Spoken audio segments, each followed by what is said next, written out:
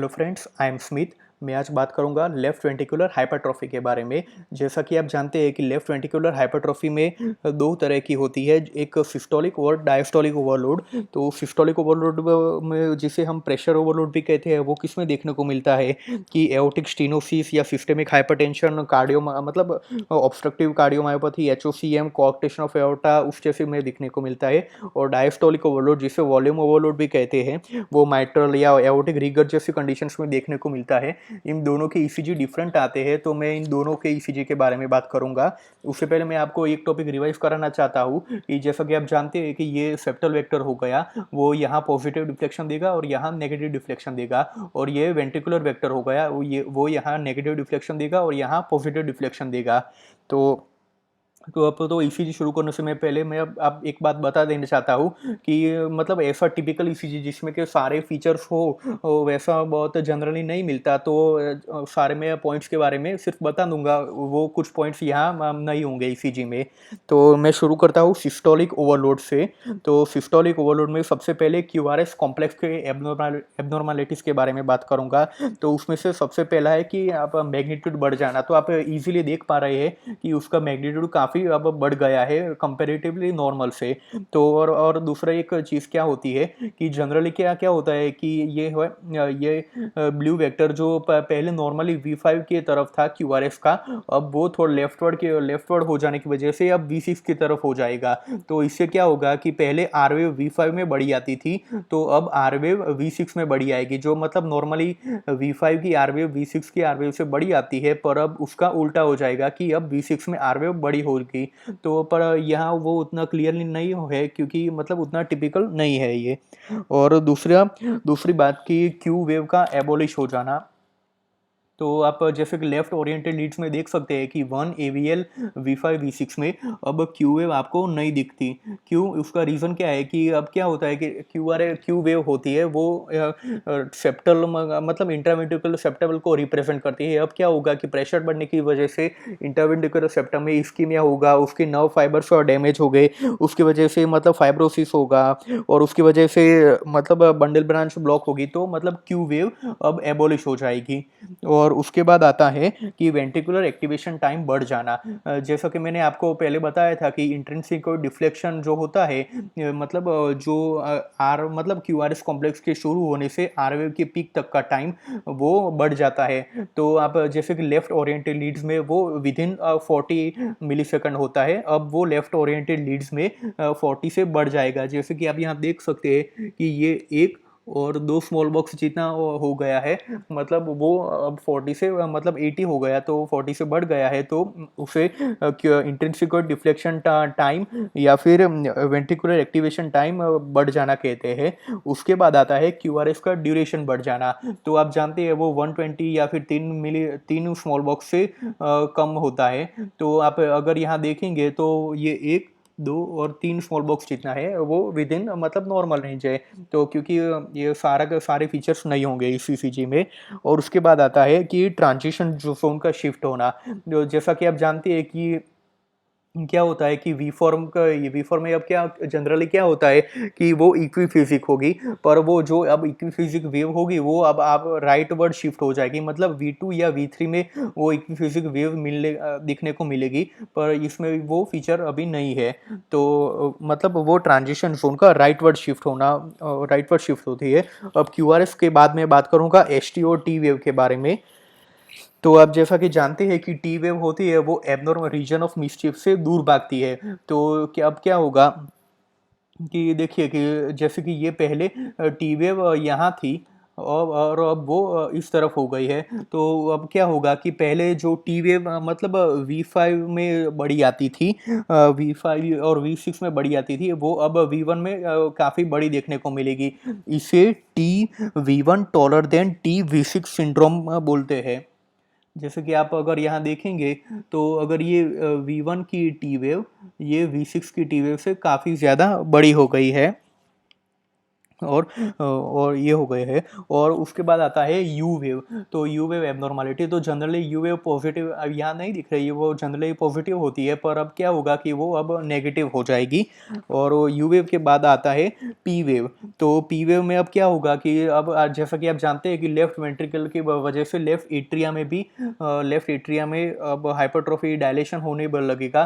तो P wave में मतलब मैं अभी उसकी बात नहीं की पी वेव के बारे एबनॉर्मलिटीज के बारे में, पर आपको मैं यहाँ बताना चाहता हूँ कि जैसे कि आप देख सकते हैं कि लेफ्ट एट्रियल हाइपरट्रोफी की वजह से क्या होगा, तो पीवी होगी वो उसका ड्यूरेशन बढ़ जाएगा और वो ऐसे नॉच हो जाएगी लीड वन में। और लीड वी वन में क्या होगा कि अब वो प्रीडोमिनेंटली मतलब नेगेटिव डिफ्लेक्शन देने लगेगी, क्योंकि लेफ्ट एट्रियल की अब हाइपरट्रोफी डायलेशन हो गया है। और इस सब के बारे में बात करूंगा क्यू आर एस और टी वेव के एक्सिस के बारे में। तो जैसा कि आप जानते हैं कि एलवीएच में लेफ्ट एक्सिस डायलेशन होता है, पर अगर वो अनकॉम्प्लिकेटेड एलवीएच हो तो उसमें Q R S with in मतलब नॉर्मल रेंज मिलेगा। तो अब जैसे कि क्या होगा कि उसके बाद उसमें फाइब्रोसिस होगा, मतलब बंडल ब्रांचिस ब्लॉक होगा, हेमी ब्लॉक होगा, उसकी वजह से लेफ्ट एक्सिस डेविएशन होगा। तो अगर हम इस ईसीजी के क्यू आर एस एक्सिस देखेंगे तो ये वन में मतलब पॉजिटिव है, और एवीएफ में इक्विफिजिक है, मतलब इसकी एक्सिस क्या हो गई ऑलमोस्ट 0 डिग्री। तो ये अभी भी विद इन नॉर्मल रेंज ही है। और उसके बाद ये मतलब लेफ्ट एक्सिसली डेविएट होगा।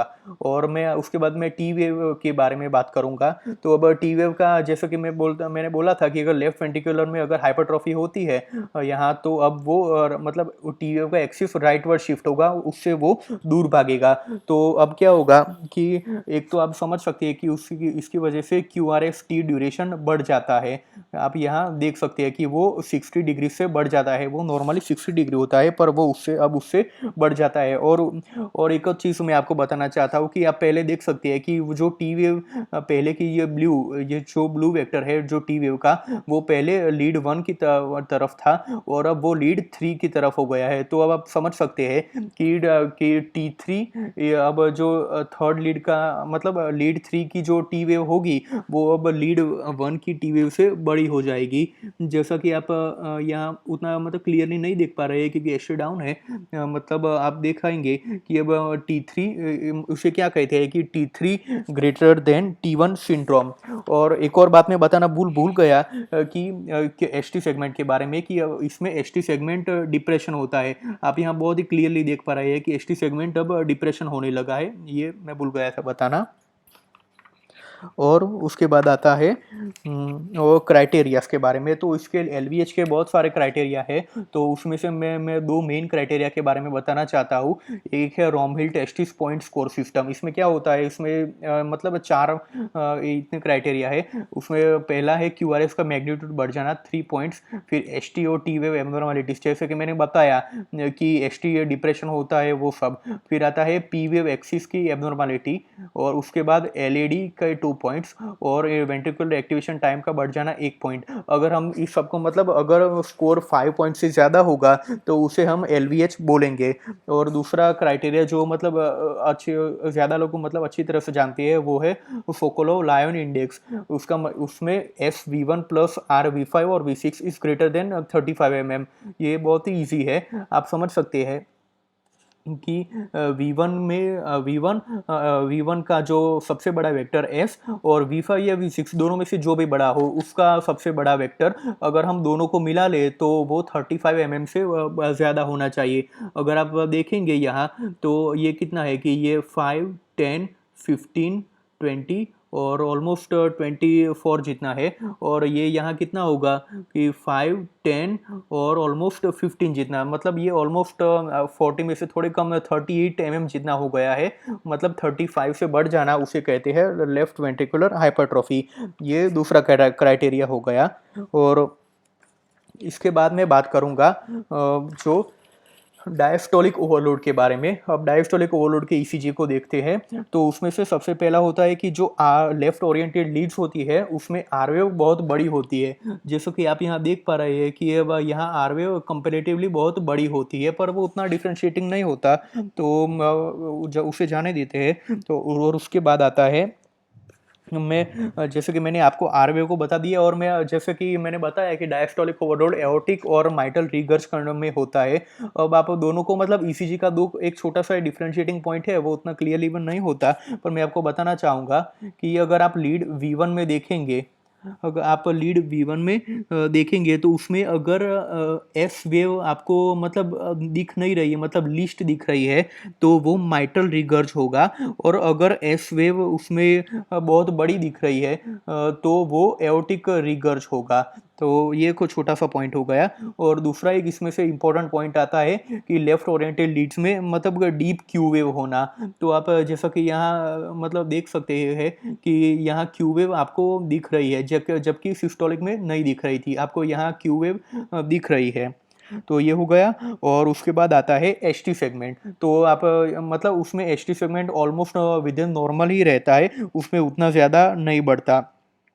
पर उसमें एक और आपको बहुत बड़े मतलब बात देखने को मिलेगी कि टी वेव। तो आप यहाँ देख पाएंगे कि टी वेव बहुत ही बड़ी है कंपैरेटिवली सिस्टोलिक। तो यहाँ V6 की टी वेव देखेंगे वो बहुत छोटी है, और यहाँ मतलब टी वेव बहुत बड़ी होती है जो डायस्टोलिक ओवरलोड के बारे में। और इसमें भी यू वेव का मतलब इन्वर्टेड हो जाती है।